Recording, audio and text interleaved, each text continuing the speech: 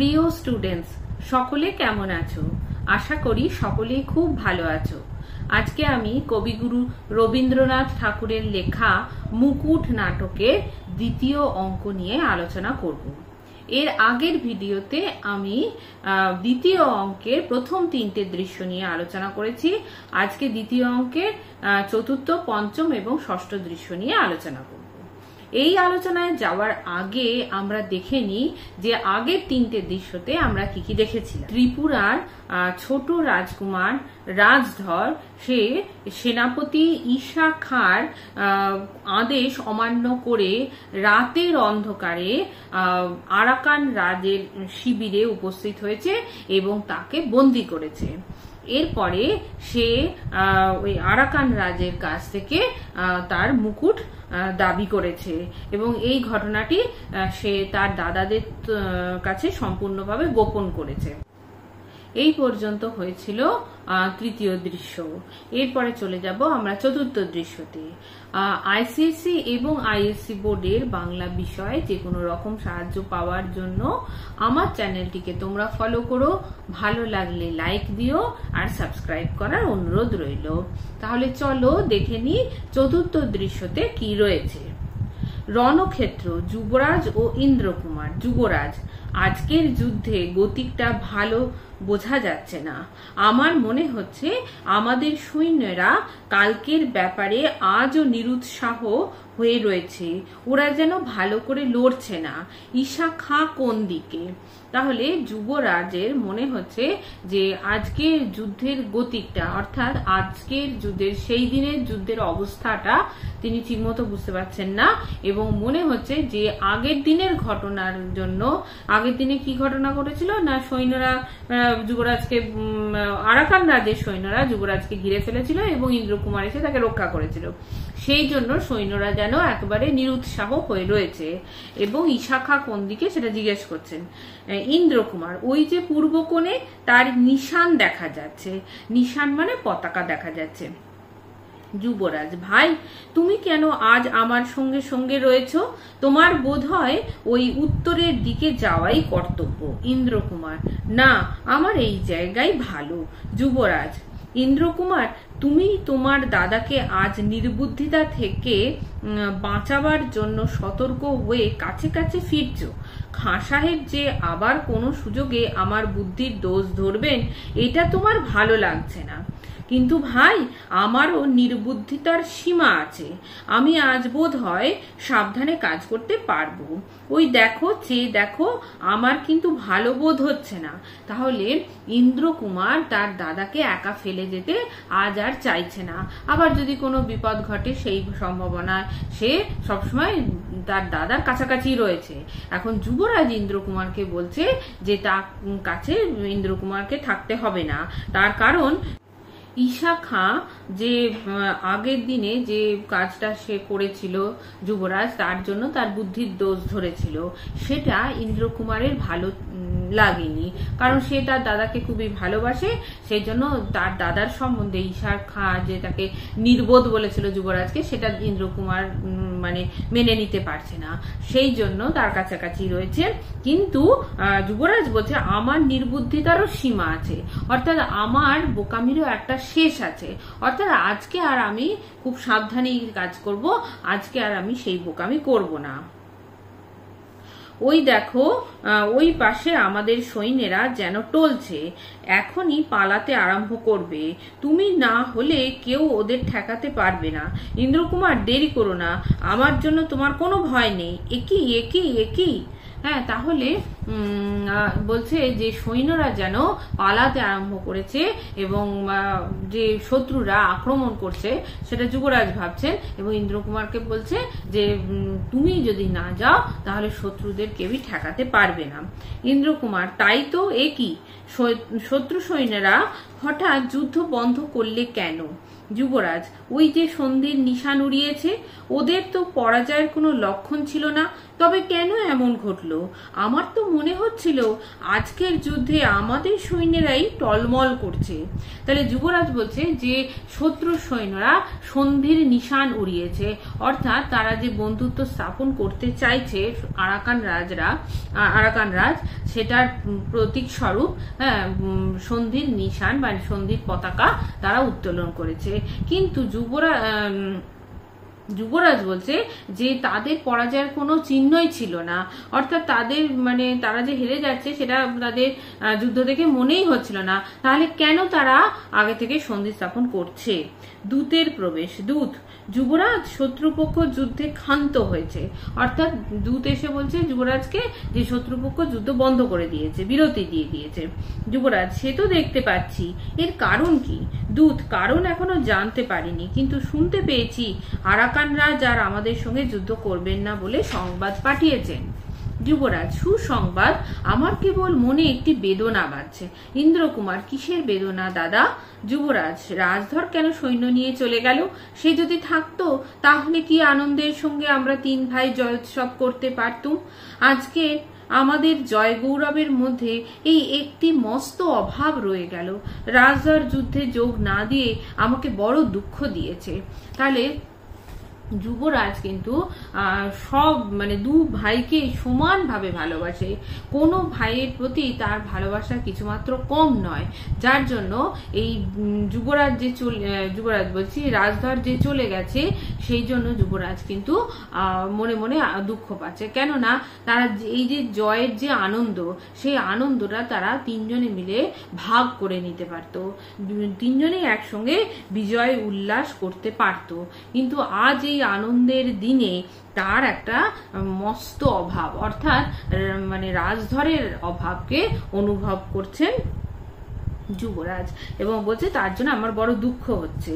ইন্দ্রকুমার, জয়ের ভাগ না নিয়েই সে যদি পালিয়ে থাকে তাতে এমনি কি ক্ষতি হয়েছে দাদা? তা ইন্দ্রকুমার বলছে সে তো আগে থেকে পালিয়ে গেছে জয়ের ভাগ না নিয়ে, তাহলে তাতে কি ক্ষতি হয়েছে? যুবরাজ, না ভাই, আমরা 3 ভাই একত্রে বেরিয়েছি, বিজয় লক্ষ্মীর প্রসাদ আমরা ভাগ করে ভোগ না করতে পারলে আমার তো মনে দুঃখ থেকে যাবে। রাজধর যদি মাথা হেঁট করে বাড়ি ফেরে, আমাদের সৌভাগ্যে যদি তার মুখ বিমর্ষ হয়, তাহলে এই কীর্তি আমাকে কিছুমাত্র সুখ দেবে না। ওই যে ঘোড়া ছুটিয়ে সেনাপতি সাহেব আসছেন। তাহলে যুবরাজ বলছেন যে না, আমরা তো যুদ্ধ করতে একত্রে বেরিয়েছিলাম, আর বিজয় লক্ষ্মীকে অর্থাৎ বিজয়কে এই যে জিতকে, তাদের জয় লাভকে, সেটাকে বিজয় লক্ষ্মীর সঙ্গে তুলনা করা হয়েছে। অর্থাৎ এই যে জয় লাভ করা, সেটাকে লক্ষ্মী লাভের সঙ্গে তুলনা করা হয়েছে। এবং সেই জন্য বলছে যে আমরা সেই যে জয়ের আনন্দ, সেই জয়ের আনন্দটাকে আমরা 3 জনে মিলে ভাগ করে নিতে পারতাম, কিন্তু এক্ষেত্রে রাজধর আগে থেকে চলে যাওয়ার জন্য সেই সুযোগটা হলো না। হ্যাঁ, রাজধর যদি মাথা হিট করে আগে বাড়ি ফেরে এবং আমরা আনন্দ করছি দেখে সে যদি বিমর্ষ হয়ে থাকে, তাহলে তো যুবরাজ খুব দুঃখিত হয়ে যাবেন আর কি, তাহলে সেটা কিছুমাত্র যুবরাজকে সুখ দেবে না। ঈশা খাঁর প্রবেশ। ইন্দ্রকুমার, খাঁ সাহেব, শত্রু সৈন্য হঠাৎ যুদ্ধ থামিয়ে দিলে কেন, তার কোনো খবর পেয়েছো? ঈশা খাঁ, পেয়েছি বই কি, রাজধর আরাকান রাজকে বন্দী করেছে। ইন্দ্রকুমার, রাজধর? মিথ্যা কথা। ঈশা খাঁ, যা মিথ্যে হওয়া উচিত ছিল এক সময় তাও সত্য হয়ে ওঠে।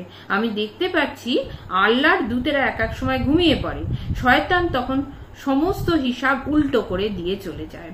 অর্থাৎ যে রাজধর যে জিতেছে সেটা কিন্তু কখনোই কেউ বিশ্বাস করতে পারছে না এবং সেটা কোনো বিশ্বাসযোগ্য কথাই নয়। সেই জন্য ইন্দ্রকুমার বলছে রাজধর, সেটা মিথ্যে কথা।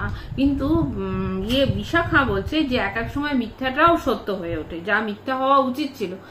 এটা একদম অসম্ভব ব্যাপার যে রাজধর সবাই জানে যে সে ভালো তীরন্দাজ নয়, সেই যে ছলনা করে জিতেছে সেটা তো কেউ বুঝতে পারেনি এবং সেই জন্য সবাই ভাবছে যে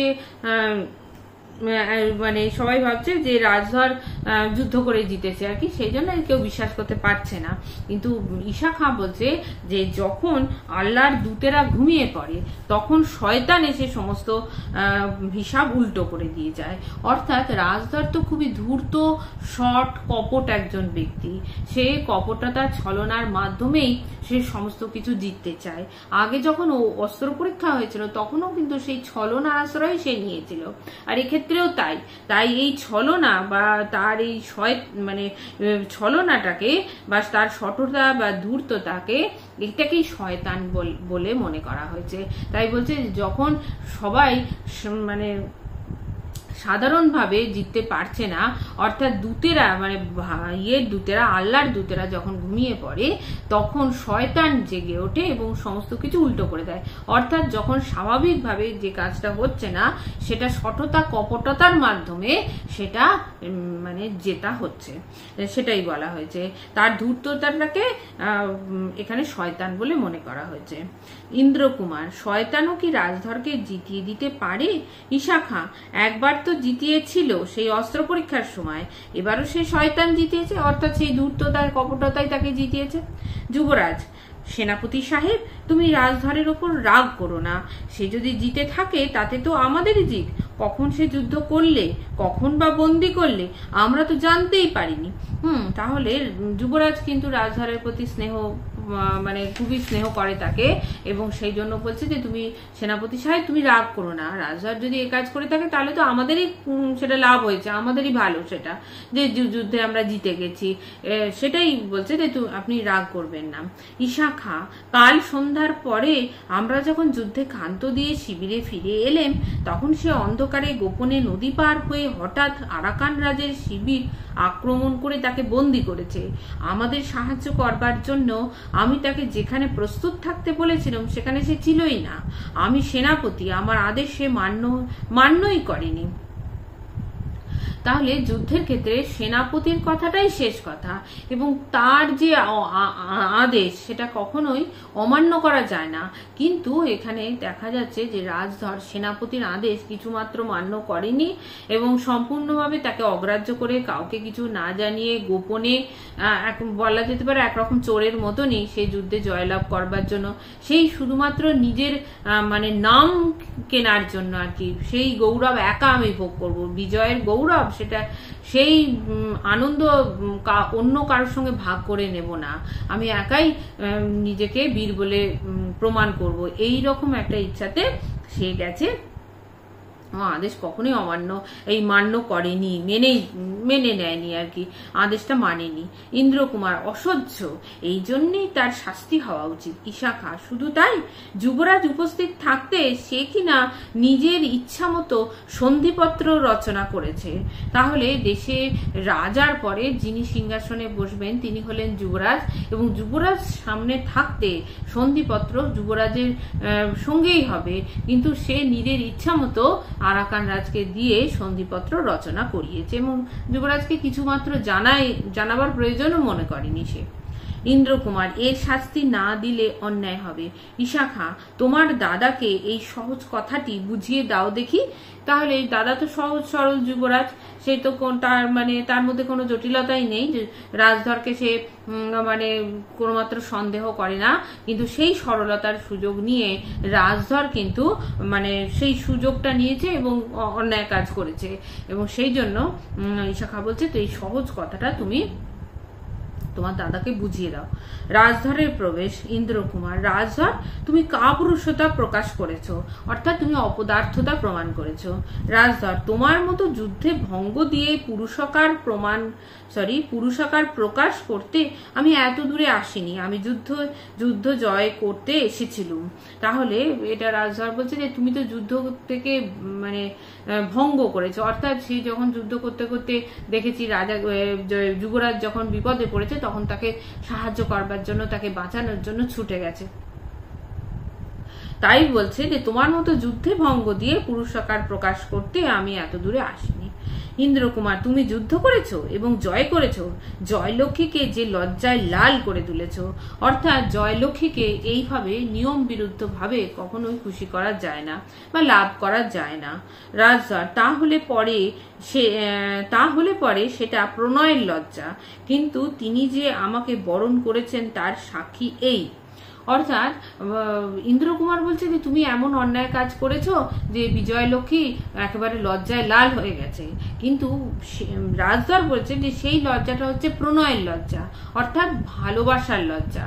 মানে সে বলছে যে রাজধর নিজেই বলছে যে আমি এমন মানে বীরত্বের কাজ করেছি যে আমাকে ভালোবেসে ফেলেছেন বিজয়লক্ষ্মী, এবং এটা তার ভালোবাসার প্রকাশ হলো সেই লজ্জা। ইন্দ্রকুমার, এই মুকুট কার? রাজধর, এই মুকুট আমার, এই আমার জয়ের পুরস্কার। ইন্দ্রকুমার, যুদ্ধ থেকে পালিয়েছো তুমি পুরস্কার পাবে কিসের? এই মুকুট যুবরাজ পাবেন। রাজধর, আমি জিতে এনেছি, আমিই পরবো। তাহলে এই ইন্দ্রকুমার বলছে যে তুমি তো অন্যায় ভাবে এই যুদ্ধে জিতেছো এবং এই মুকুট নিয়ে এসেছো, তাহলে এই মুকুটের প্রকৃত মানে অধিকারী তুমি নয়, এই মুকুট হচ্ছে যুবরাজের প্রাপ্য। কিন্তু রাজধর বলছে যে না, আমি নিজে এই মুকুট নিয়ে এসেছি, আমি নিজেই এই মুকুট পরবো। যুবরাজ, রাজধর ঠিক কথাই বলেছে, ওর জয়ের ধন তো উনিই পড়বেন। তা যুবরাজ বলছেন, সম্মান দিয়ে আবার বলছে রাজধরকে যে ও যেহেতু মুকুট এনেছে ওই সেই মুকুট পরবে।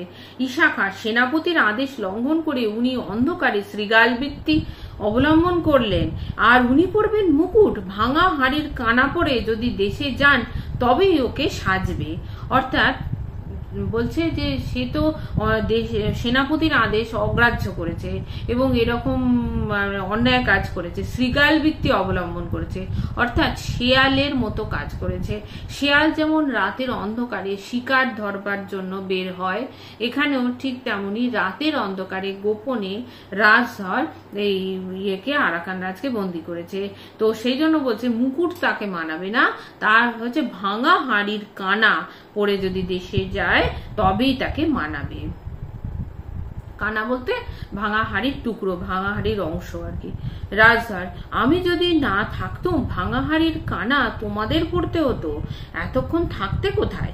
ইন্দ্রকুমার, যেখানেই থাকি তোমার মতো পালিয়ে থাকতুম না। যুবরাজ, ইন্দ্রকুমার তুমি অন্যায় বলছো ভাই, সত্য বলতে কি রাজধর না থাকলে আজ আমাদের বিপদ হতো। তাহলে যুবরাজ বলছে যে যদি রাজধর না থাকতো তাহলে আমাদের পরাজয় নিশ্চিত হতো। ইন্দ্রকুমার, কিচ্ছু বিপদ হতো না, রাজধর সৈন্য লুকিয়ে রেখেই আমাদের বিপদে ফেলবার চেষ্টা করেছিল। রাজধর না থাকলে এই মুকুট আমি যুদ্ধ করে আনতুম, রাজধর চুরি করে এনেছে। দাদা, এই মুকুট এনে আমি তোমাকেই পরাতুম, নিজে পরতুম না। অর্থাৎ ইন্দ্রকুমার বলছেন যে রাজধর যে 5000 সৈন্যকে নিজে আটকে রেখে দিয়েছিল, যুদ্ধতে অংশগ্রহণ করেইনি এই 5000 সৈন্য, তাহলে আমাদের তো তাতেই বিপদ হয়েছে এবং তাই জন্য রাজধরই আমাদের বিপদে ফেলেছে, এবং আমি যুদ্ধ করে এই মুকুট নিয়ে আসতাম জয়লাভ করে, এবং সেই মুকুট কিন্তু আমি রাজধরের মতো নিজের মাথায় পড়তাম না, আমি তোমাকেই দিতাম। যুবরাজ রাজধরের প্রতি, ভাই তুমি আজ জিতেছ, তুমি না থাকলে অল্প সৈন্য নিয়ে আমাদের কি বিপদ হতো বলা হয় না, এই মুকুট আমি তোমাকেই পরিয়ে দিচ্ছি। অর্থাৎ রাজধরকেই তিনি যুবরাজ সম্মান দিয়েছেন এবং তার মাথায় মুকুট পরিয়ে দিতে চাইছে। ইন্দ্রকুমার রুদ্ধ কণ্ঠে, অর্থাৎ ইন্দ্রকুমার একবার রেগে গেছেন এবং তার গলার স্বর যেন রুদ্ধ হয়ে যাচ্ছে। রাজধর খাত্র ধর্ম লঙ্ঘন করেছে বলে তোমার কাছ থেকে আজ পুরস্কার পেলে, আর আমি যে প্রাণকে তুচ্ছ করে বিপদের মুখে দাঁড়িয়ে যুদ্ধ করলুম, তোমার মুখ থেকে একটা প্রশংসার কথাও শুনতে পেলুম না। অমন কথা তোমার মুখ থেকে আজ শুনতে হলো যে রাজধর না থাকলে কেউ তোমাকে বিপদ থেকে উদ্ধার করতে পারতো না।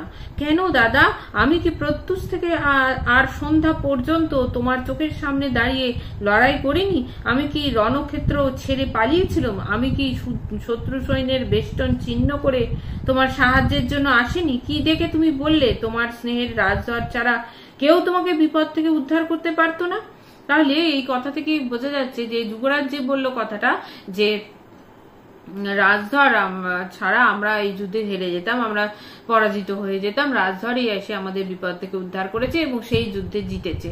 এই কথাগুলো কিন্তু ভীষণভাবে ইন্দ্রকুমারকে আহত করেছে এবং সে খুব আহত হয়েছে এবং খুব আঘাত পেয়েছে মনে মনে এই কথা শুনে, এবং সেই জন্য সে অভিমানের সুরে বলেছে যে কি দেখে তুমি বললে যে রাজধর ছাড়া আমরা এই যুদ্ধে জিততে পারতাম না, বা রাজধরই আমাদের বিপদ থেকে উদ্ধার করেছে।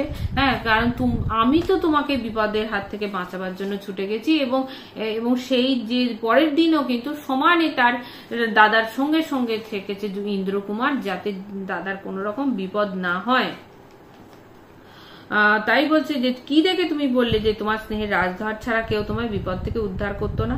প্রত্যুষ থেকে সন্ধ্যা পর্যন্ত, মানে সকাল থেকে সন্ধ্যা পর্যন্ত আমি তোমার রক্ষা করবার জন্য তোমার সামনে দাঁড়িয়ে দাঁড়িয়ে যুদ্ধ করেছি। এমনকি আগের দিন তোমার বিপদের কথা শুনে আমি যুদ্ধ থেকে মানে ক্ষান্ত হয়ে আমি নিজে যে জয়টা আমি লাভ করতে যাচ্ছিলাম সেটাও হাতছাড়া হয়ে গেছে তোমাকে বিপদ থেকে উদ্ধার করবার জন্য। এই কথাটা বললো যুবরাজ। ভাই, আমি নিজের বিপদের কথা বলছি না। অর্থাৎ যুবরাজ বলছে আমি শুধুমাত্র নিজের বিপদের কথা বলছি না, আমি সবার অর্থাৎ রাজ্যের বিপদের কথাই বলছি। ইন্দ্রকুমার, থাক দাদা থাক, আর কিছুই বলতে হবে না। রাজধরের মতো অমন অসাধারণ বীরকে যখন তুমি সহায় পেয়েছো তখন আর আমার আর প্রয়োজন নেই, আমি চললেম। অর্থাৎ সহায় মানে সহায়ক। তুমি যখন এত বড় রাজধরের মতো বীরকে সহায়ক হিসেবে পেয়েছো, হ্যাঁ সাথে পেয়েছো, তাহলে আর আমার কোনো প্রয়োজন নেই। এই বলে তিনি যুদ্ধ ত্যাগ করে চলে গেলেন, মানে ইন্দ্রকুমার। যুবরাজ, এই আবার তুমি আত্মবিস্মৃত হচ্ছ, অর্থাৎ নিজের স্বভাব, নিজের যে কি ধর্ম, অর্থাৎ ক্ষত্রিয় ধর্ম যেটা, সেটা তুমি ভুলে যাচ্ছ। ইন্দ্রকুমার, যেখানে আমার প্রয়োজন নেই সেখানে আমার পক্ষে থাকাই অপমান, প্রস্থান। এই বলে তিনি চলে গেলেন। ঈশা খাঁ, যুবরাজ, এই মুকুট তোমার কাউকে দেবার অধিকার নেই। আমি সেনাপতি, আমি যাকে দেব এ তারই হবে। রাজধরের হাত থেকে মুকুট লইয়া যুবরাজকে পরাইয়া দিতে উদ্যত হইলেন। যুবরাজ সরিয়া গিয়া, না, এ মুকুট আমি নিতে পারবো না। অর্থাৎ যখন যুবরাজ সামনে থাকে তখন কিন্তু মানে নিয়ম নয় যে ছোট ভাই মুকুট পরবে, কিন্তু সেই কথা ভেবেই ঈশা খাঁ সেই মুকুটটা যুবরাজের মাথায় পরাতে যাচ্ছিলেন, কিন্তু যুবরাজ সরে গিয়ে বলল, না, যেহেতু রাজধর এনেছে, রাজধর এই মুকুট পরবে।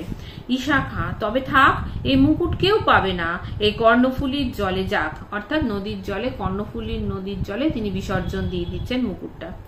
মুকুট নিক্ষেপ, রাজধর যুদ্ধের নিয়ম লঙ্ঘন করেছেন, উনি শাস্তির যোগ্য। অর্থাৎ ঈশা খাঁ বলছে যে রাজধর কিন্তু যুদ্ধের নিয়ম কিছুমাত্র মানেনি এবং সেই জন্য উনি শাস্তি পাওয়ার যোগ্য। এই মুকুট তার উপযুক্ত নয়, হ্যাঁ, মুকুটের যোগ্য তিনি নন বলে তিনি কর্ণফুলীর জলে মুকুটটা নিক্ষেপ করে ভাসিয়ে দিয়েছেন। রাজধর, দাদা তুমি সাক্ষী রইলে, এ আমি ভুলবো না, মানে এই ঘটনা আমি কখনোই ভুলবো না। যুবরাজ, এইটাই কি সকলের চেয়ে মনে রাখবার কথা? মুকুটটাও যদি জলে গিয়ে থাকে তবে ওর সমস্ত লাঞ্ছনাও যাক, তোমারও যা ভুলবার ভুলো, আমাদেরও যা ভুলবার ভুলে যাই। দেখি ইন্দ্রকুমার সত্যি রাগ করে আমাদের ছেড়ে চলে গেল কিনা। অর্থাৎ এখানে যুবরাজ বলছেন যে মুকুটটাকে যেরকম জলে বিসর্জন দেওয়া হয়েছে সেই রকম আমরাও যেন আমাদের রাগ, অভিমান, আমাদের মধ্যে যত ক্ষোভ, লাঞ্ছনা, সমস্ত কিছুই জলে আমরা বিসর্জন দিই। অর্থাৎ সবকিছুই যেন ভুলে গিয়ে আমরা নতুন ভাবে আবার মানে সবকিছু শুরু করি। এইভাবে তিনি একটা মানে মীমাংসা করতে চাইলেন এবং এইভাবে তিনি এই বিষয়টাকে চাপা দিতে চাইলেন। যুবরাজ এক্ষেত্রে তাহলে আশা করেছেন কেউ যেন মনের মধ্যে কোনো রাগ, দুঃখ এই সমস্ত মনের মধ্যে না রাখেন এবং মুকুটটা যেরকম জলে বিসর্জন গেছে সেরকম সবকিছুই আমাদের মন থেকে মুছে যাক, এটাই তিনি আশা করেছেন। এখানেই শেষ হলো চতুর্থ দৃশ্য। এরপরে চলে আসি পঞ্চম দৃশ্যে। শিবির, রাজধর ও ধুরন্ধর। রাজধর, ধুরন্ধর, আমার মুকুট যেখানে গিয়েছে আমাদের যুদ্ধ জয়কেও সেই কর্ণফুলীর জলে জলাঞ্জলি দেব। তাহলে রাজধর আর ধুরন্ধর কথা বলছে। রাজধর ধুরন্ধরকে বলছে যে আমার মুকুট যেরকম জলে বিসর্জন দেওয়া হয়েছে আমি সেই রকম আমাদের জয় লাভটাকেও সেরকম জলাঞ্জলি দেব, অর্থাৎ জয়কে আবার পরাজয়ে পরিণত করব। ধুরন্ধর আবার হারবে নাকি? রাজধর: হ্যাঁ, এবার হেরে জিতবো। ইন্দ্রকুমারের অহংকারকে ধুলোয় না লুটিয়ে দিয়ে আমি ফিরবো না। আমার হাতের জিতকে তিনি গ্রহণ করবেন না। দেখি এবার নিজে তিনি কেমন জিততে পারেন। তাহলে রাজধর আবার সেই একটা জটিলতা আনবার চেষ্টা করছে, নতুন একটা পরিকল্পনা করেছে, এবং সেটাও সে সেই ধূর্ততা বা শঠতার মাধ্যমে সে আবার বলছে একটা নতুন পরিকল্পনা করেছে, এবং বলছে যে আমি যে জিত আনলাম সেই জিতকে এই ইন্দ্রকুমার গ্রহণ করলেন না। এবার আমি সেই জিতকে হেরে জিতবো, অর্থাৎ এবার আমি হারবো এবং দেখবো কিভাবে ইন্দ্রকুমার জিততে পারে। ধুরন্ধর: এত বেশি নিশ্চিত হয়েও না, দৈবাত জিতেও যেতে পারে। সত্যি কথায় রাগ করলে চলবে না। যুদ্ধবিদ্যাটা ইন্দ্রকুমার একটু শিখেছে। তাহলে ধুরন্ধর কিন্তু খুবই বাস্তববাদী, এবং সে জানে যে সব থেকে ভালো যোদ্ধা হলো এই মধ্যম কুমার ইন্দ্রকুমার। অর্থাৎ ইন্দ্রকুমার যে সে প্রকৃত যোদ্ধা সেটা সে জানে, এবং বারবার সেটা সে ধুরন্ধর রাজধরকে বলেছে, কিন্তু রাজধর সেই বাস্তবকে মেনে নিতে পারেনি, এবং সে স্বীকারই করে না যে ইন্দ্রকুমার একজন বড় যোদ্ধা। তাই জন্য ধুরন্ধর বলছে যে দৈবাত সে ভাগ্যক্রমে কিন্তু জিতেও যেতে পারে। তুমি যে হারাবার চেষ্টা করছো, কিন্তু তাতে কিন্তু উল্টো ফল হতে পারে, অর্থাৎ এতে কিন্তু জিততেও পারে ইন্দ্রকুমার। রাজধর: আচ্ছা, সেসব তর্ক পরে হবে, এখন তোমাকে একটি কাজ করতে হবে। আরাকান রাজ সৈন্য নিয়ে কাল প্রাতেই যাত্রা করবেন। কথা আছে যতদিন না তিনি চট্টগ্রামের সীমানা পেরিয়ে যাবেন ততদিন তার সেনাপতিরা আমার শিবিরে বন্দী থাকবেন। তিনি শিবির তোলবার পূর্বেই আজ রাত্রে গোপনে তার কাছে তুমি আমার এই চিঠিখানি নিয়ে যাবে। অর্থাৎ তিনি রাজধর বলছে যে তার আবার সে একটা জঘন্য পরিকল্পনা করেছে, এবং সে বলছে যে আজ আরাকান রাজ কাল সৈন্য নিয়ে কাল সকালে যাত্রা করবে, এবং যতক্ষণ না তিনি চট্টগ্রামের সীমানা পার হবে ততক্ষণ পর্যন্ত তার সৈন্যরা কিন্তু আর তার সেনাপতিরা সকলেই রাজধরের শিবিরে রয়েছে। কেননা যদি আবার তিনি আক্রমণ করেন, সেই জন্য রাজধানীর শিবিরে তার সেনাপতিরা সবাই বন্দী হয়ে রয়েছে। এখন তিনি বলছেন যে এবং তার শিবির তোলবার আগেই একটা চিঠি সে লিখে দিচ্ছে এবং ধুরন্ধরকে সেটা পৌঁছে দিতে বলছে। ধুরন্ধর: চিঠিতে কি আছে সেটা তা আমার জানা ভালো, কেননা যদি দু একটা কথা বলবার দরকার হয় তাহলে বলে কাজটা চুকিয়ে আসতে পারবো। অর্থাৎ রাজধরের কি মনে কি চলছে, তার কি দুরভিসন্ধি, সেটা জানবার খুব আগ্রহ ধুরন্ধরে। সেই জন্য সে বলছে যে চিঠিতে কি আছে সেটা আমাকে যদি বলে দেওয়া হয়, তাহলে কেউ কিছু জিজ্ঞাসা করলে, আরাকান রাজ যদি কিছু জিজ্ঞাসা করে, তাহলে আমি তার উত্তর দিতে পারবো। রাজধর: আমি লিখেছি, আমি অপমানিত হয়েছি, এই জন্য আমার ভাইদের কাছ থেকে আমি অবসর নিলুম। আমার 5000 সৈন্য নিয়ে আমি গৃহে ফেরবার ছলে দূরে চলে যাব। ইন্দ্রকুমারও দাদার ওপর অভিমান করে চলে গেছে, সৈন্যরাও যুদ্ধ শেষ করে হয়ে গেছে জেনে ফেরবার জন্য প্রস্তুত হচ্ছে। এই অবকাশে যদি আরাকান রাজ সহসা আক্রমণ করেন, তাহলে ত্রিপুরার সৈন্যদের নিশ্চয় হার হবে। তাহলে রাজধর কিন্তু নিজের ভাইদের শত্রু বলে মনে করছে, সেই জন্য সে আবার আরাকান রাজের সঙ্গে একটা জঘন্য ষড়যন্ত্র করছে, এবং বলছেন যে একটা চিঠি লিখে বলছে যে আমি অপমানিত হয়েছি, সেই জন্য আমি 5000 সৈন্য নিয়ে বাড়ি যাবার ছলে দূরে সরে যাব। ইন্দ্রকুমারও যে চলে গেছে সেই খবরটাও তিনি পৌঁছে দিলেন, এবং আরো বলছে যে সৈন্যরা সকলে ভেবেছে যে যুদ্ধ শেষ হয়ে গেছে, সবাই তার ফেরার জন্য প্রস্তুত হচ্ছে। এই সময় শুধুমাত্র যুবরাজ আর ঈশা খাঁ রয়েছে। এইরকম সময় যদি হঠাৎ করে আবার সৈন্য নিয়ে আরাকান রাজ আবার আক্রমণ করে, তাহলে কিন্তু ত্রিপুরা রাজ্য হেরে যাবে। ধুরন্ধর: হার তো হবে, তারপরে তুমি যুদ্ধ শেষে হাই হাই করে মরবে না তো? আগুন যদি লাগাতে হয় তো নিজের ঘরের চালটা সামলে আর লাগাতে হবে। অর্থাৎ ধুরন্ধর পরবর্তী কি ঘটবে সেই পরবর্তীকালের ব্যাপারে তাকে সচেতন করে দিচ্ছেন, এবং বলছে যে যদি তুমি এরকম ভাবে যে হারাতে চাও, তাহলে ত্রিপুরার রাজ্যে তো তুমিও যুবরাজ, তুমিও তো একজন রাজপুত্র, তাহলে তোমারও তো সেক্ষেত্রে ক্ষতি হতে হতে পারে, তাই আগে নিজের ঘরের চালটা সামলা, অর্থাৎ নিজেকে আগে সাবধান হতে হবে, তারপরে তোমাকে এগোতে হবে।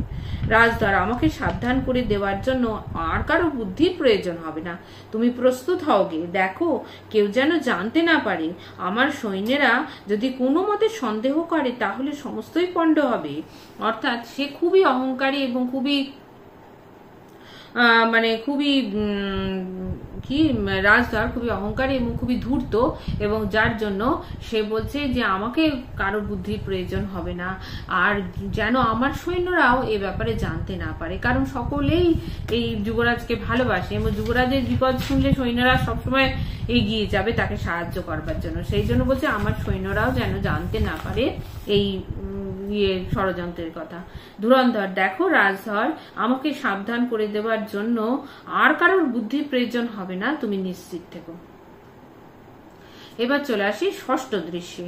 রণক্ষেত্র, ঈশা খাঁ ও যুবরাজ। যুবরাজ, আল্লাহকে স্মরণ করো, আজ বড় শক্ত সময় এসেছে। অর্থাৎ আরাকান রাজ আবার আক্রমণ করেছেন, এরকম সময় ঈশা খাঁ বলছে যে তুমি ভগবানকে স্মরণ করো, আজ খুব কঠিন একটা বিপদ এসে উপস্থিত হয়েছে। যুবরাজ, শক্তটা কিসের খাঁ সাহেব? ভগবানের যদি ইচ্ছা হয় তখন মরাও শক্ত নয়, বাঁচাও শক্ত নয়, সবই সহজ। অর্থাৎ ভগবানের ইচ্ছাতেই সবকিছু হচ্ছে, এটাই যুবরাজ বলতে চেয়েছেন। যদি ভগবান চান তাহলে মরাটাও সোজা কাজ, আবার বাঁচাটাও সোজা, আবার ভগবান যদি না চান তাহলে কোনোটাই হবে না আর কি। ঈশা খাঁ, মহারাজ আমার হাতে তোমাদের দিয়ে নিশ্চিন্তে ছিলেন, সেই জন্যই মনে আক্ষেপ হচ্ছে, নইলে যুদ্ধক্ষেত্রে মৃত্যু তো বিবাহ সজ্জায় নিদ্রা। যুবরাজ, তুমি পালাবার চেষ্টা করো, যুদ্ধের ভার আমার ওপর রইল। অর্থাৎ ঈশা খাঁ খুবই রাজার প্রতি অনুগত, এবং সে বলছে যে মহারাজ খুব নিশ্চিন্ত ভাবে আমাকে সেনাপতি করে আমার দায়িত্বে তিনজন রাজপুত্রকে পাঠিয়েছিল। এখন যদি এরকম একটা বিপদের সময়, সেই জন্য বলছেন যে তুমি যুবরাজকে বলছে যে তুমি পালিয়ে যাও, হ্যাঁ তুমি এখন পালাবার ব্যবস্থা করো, আর আমি দাঁড়িয়ে যুদ্ধ করছি। আর সেই জন্য বলছে আমার কাছে যুদ্ধেতে মৃত্যু হচ্ছে বিবাহ সজ্জায় নিদ্রা, অর্থাৎ সুখ নিদ্রার মতো।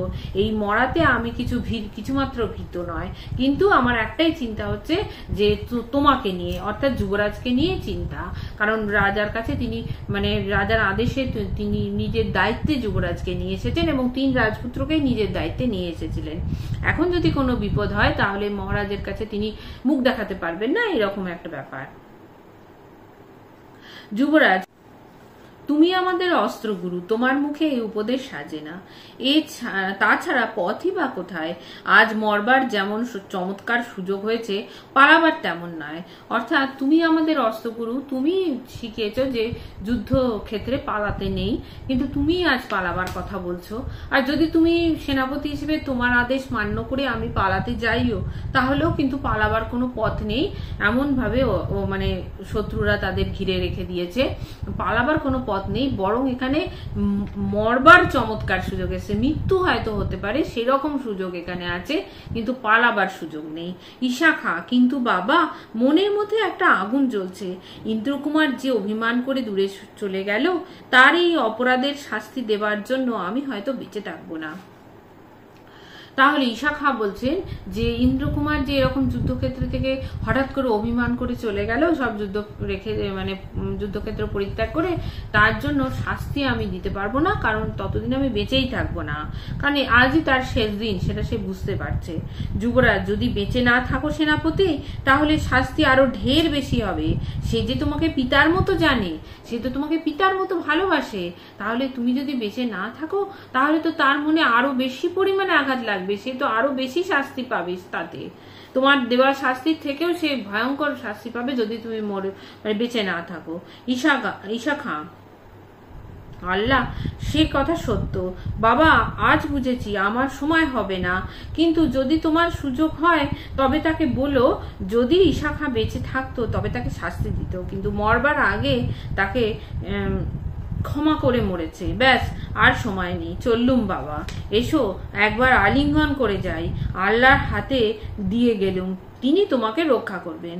অর্থাৎ তিনি বলছেন যুবরাজকে যে তুমি যদি তার সঙ্গে দেখা হয় তাহলে বলে দিও যে তুমি মানে ইন্দ্রকুমার যে যুদ্ধক্ষেত্র পরিত্যাগ করেছে, যদি মানে ঈশা খাঁ বেঁচে থাকতো তাহলে কিন্তু তাকে শাস্তি দিত, কিন্তু মরবার আগে তিনি তাকে ক্ষমা করে দিয়েছেন। এই বলে তিনি নিজেকে যুদ্ধের কাজে সম্পূর্ণভাবে নিয়োজিত করলেন, অর্থাৎ মৃত্যুর জন্য তিনি প্রস্তুত হয়ে গেলেন এবং যাবার আগে তাকে আলিঙ্গন করে গেলেন, যুবরাজকে আলিঙ্গন করে গেলেন এবং এটাও বললেন যে ভগবানের হাতে তিনি তাকে রেখে দিয়ে যাচ্ছেন, অর্থাৎ মানে ঈশ্বর তাকে বা আল্লাহ তাকে রক্ষা করবে যুবরাজকে। যুবরাজ: খাঁ সাহেব, কতদিন কত অপরাধ করেছি, আজ সমস্ত মার্জনা করে যাও। অর্থাৎ মানে বুঝতে পারছি যুবরাজ যে এখানে মানে শত্রুরা এমন ভাবে বেষ্টন করে রয়েছে যে এবার হয়তো খাঁ সাহেব আর ফিরে আসবে না, এবার মৃত্যু মুখে তাকে পড়তেই হবে এবং সেই জন্য বলছে আমি তো অনেক অপরাধ করেছি তোমার কাছে, তাই যাবার আগে তুমি আমাকে ক্ষমা করে দিয়ে যাও। ঈশা খাঁ: বাবা, জন্মকাল থেকে তোমাকে দেখেছি, কোনোদিন কোনো অপরাধ তুমি জমতে দাওনি, হাতে হাতে সমস্তই নিকাশ করে দিয়েছ। আজ মার্জনা করব এমন তো কিছুই রাখনি। তোমার নির্মল প্রাণ আজ আল্লাহ যদি নেন তবে তার স্বর্গোদ্যানের কোনো ফুলের কাছেই সে ম্লান হবে না। অর্থাৎ এই কথাগুলোর মধ্যে দিয়ে ঈশা খাঁ বলছেন যে আমি ছোটবেলা থেকেই তোমাকে দেখেছি, যখনই তুমি কোনো অন্যায় কাজ করেছো তখনই কিন্তু তার জন্য তুমি আমার কাছে ক্ষমা চেয়ে নিয়েছো। এমন কোনো অপরাধ তুমি করোনি যার জন্য মানে আমি মনের মধ্যে হয়তো আঘাত পেয়েছি বা আমি মনে রেখেছি, এরকম কোনো অপরাধই তুমি করোনি। তোমার কোনো অপরাধ জমা নেই যেটাতে আমি ক্ষমা করব। অর্থাৎ তুমি মানে আমার কে এমন কোনো অপরাধ নেই যাতে আমি ক্ষমা করবার কোনো অবকাশ রয়েছে আর কি। আর একটা জিনিস যেটা বলছে সেটা হচ্ছে তোমার নির্মল প্রাণ যদি আল্লাহ নিয়েও নেন তাহলেও তাঁর স্বর্গোদ্বারের কোনো ফুলের কাছেই সে ম্লান হবে না। অর্থাৎ তুমি হচ্ছ এক পরিশুদ্ধ প্রাণ। তোমার যদি মানে তোমার মধ্যে কোনো জটিলতা, কোনো কালিমা, মানে তোমার মধ্যে কোনো জটিলতা নেই, কোনো কালিমা কিছুই নেই, মানে এতই তোমার মানে শুদ্ধ আত্মা, এতই তোমার পরিশুদ্ধ প্রাণ। অর্থাৎ তুমি হচ্ছে কালিমা মুক্ত, তুমি সম্পূর্ণ জটিলতা মুক্ত, তুমি কলঙ্ক মুক্ত একজন মানুষ। হ্যাঁ, তোমার প্রাণ যদি আল্লাহ নিয়েও নেন তাহলে তুমি স্বর্গে যাবে। মানুষের মৃত্যু হলে তার আত্মা তো হয় স্বর্গে বা নরকে, এটাই আমাদের প্রচলিত কথা যে স্বর্গে যায় কি নরকে যায়। তো এখানে তোমার আত্মা স্বর্গে যাবে এবং সেখানে স্বর্গের উদ্যানে একটা ফুল হয়ে ফুটবে এবং সেটাই হবে তার স্বর্গের উদ্যানের শ্রেষ্ঠ ফুল এবং স্বর্গের উদ্যানের শ্রেষ্ঠ ফুলে তুমি পরিণত হবে। তোমার থেকে কোনো ফুলই শ্রেষ্ঠত্ব অর্জন করতে পারবে না। স্বর্গের উদ্যানে কোনো ফুলই তোমার থেকে শ্রেষ্ঠ হবে না। অর্থাৎ তোমার আত্মা স্বর্গের উদ্যানে শ্রেষ্ঠ ফুলে পরিণত হবে। ঈশা খাঁ এইরকম প্রার্থনা করলেন ঈশ্বরের কাছে বা আল্লাহর কাছে। এই বলে তিনি নিজেকে মৃত্যুর দিকে এগিয়ে নিয়ে গেলেন, অর্থাৎ মানে নিজেকে যুদ্ধের মধ্যে সম্পূর্ণভাবে নিয়োজিত করলেন। এইখানে হয়ে গেল আমার ষষ্ঠ দৃশ্য, দ্বিতীয় অঙ্কের ষষ্ঠ দৃশ্য শেষ। এরপরে আমরা চলে যাব তৃতীয় অঙ্কে। তাহলে এখানে আমি আমার এই আলোচনা শেষ করছি। তোমাদের যদি কিছু বুঝতে অসুবিধা হয় তাহলে অবশ্যই কমেন্ট বক্সে লিখবে, আমি উত্তর দেব। আর আমার চ্যানেলটি যদি তোমরা ভালো লাগে তাহলে অবশ্যই লাইক দিও, সাবস্ক্রাইব করো। আমি দেখছি অনেকে আমার চ্যানেল দেখছো কিন্তু তারা সাবস্ক্রাইব করে উঠতে পারোনি, তাই প্লিজ আমার চ্যানেল সাবস্ক্রাইব করো। দেখা হবে পরবর্তী ভিডিওতে। তোমরা সকলে খুব ভালো থেকো।